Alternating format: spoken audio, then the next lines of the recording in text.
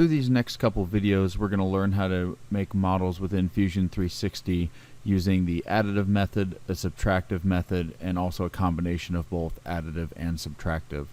So for this video, we're going to start with the additive method. And the part that we're going to make is this part right here. It's a fairly simple part. Each of these cubes is a 3/4 inch cube. So our overall dimensions are our width is 2.25, our depth is 1.5, and our height is also 1.5.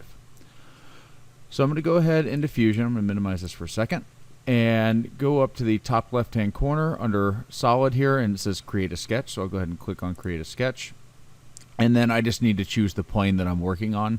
One thing to note is each of these planes kind of correspond to your view cube up here. So your y-axis is straight up and down. Your x-axis is left to right, or from right front to back left. And my z-axis is front left to back right. But I'm going to go ahead and select this back view here, this plane.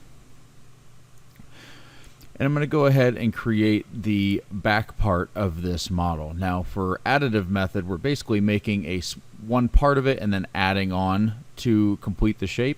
So I'm going to create this back portion of it, and then I'm going to come back and add on this front cube here after we've created this back part. So I need to create this back shape first. So there's a couple ways I can do that. I could use the line tool, which is up here. Also L on your keyboard is a shortcut for line.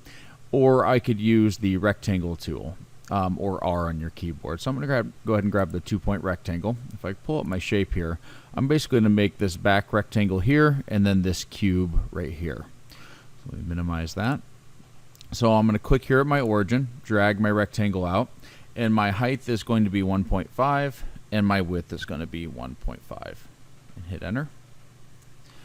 And then I'm going to grab the rectangle tool again, snap to the bottom right hand corner of that square I just made, and add another one that's 0.75 by 0.75 and hit enter. Now if I pull up my shape here, I've essentially made this back portion and then this section here. So I'm going to go ahead and finish that sketch. I'm going to go ahead and use the Extrude tool to create the solid model. I can come up here to the Extrude button up top, or I can hit E on my keyboard, which is what I'll do. And because I have two shapes here, I do have to select which ones I want, which is both of them. And then I need to tell it what thickness that I want to make that, which is 0.75 inches. So I'll type in 0.75 there, and then hit enter. Now if I pull up my shape here, now you can see that we've made the back portion of that shape. So now I need to add on this cube here onto the front. So I'll minimize that. I'm going to create a new sketch on this front face of the part. Be careful not to click on these planes, your origin planes here, but the front face of this part. I'm going to use the 2-point rectangle again. Click on that origin, drag that up, and then that should be 0.75. Hit the tab key to go to the next field, 0.75, and enter. Then I go finish that sketch, use E on my keyboard for extrude, select that face, and then I can also just kind of click and start dragging this out here. Not super efficient to try to drag it and get it at exactly 0.75, but I can drag that out and then it automatically selects that field, and I can type 0.75 and hit enter. Now that I've completed that front portion, pull up my sketch here.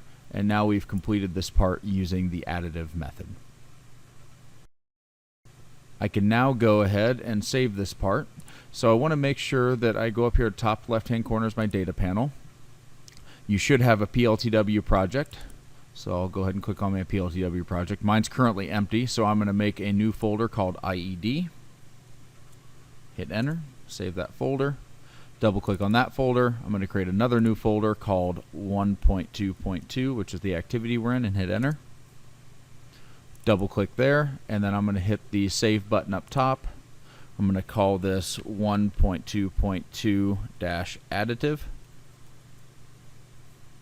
and hit save. And now it's going to save that part in my project folder so that I can come back and access that later if I need to.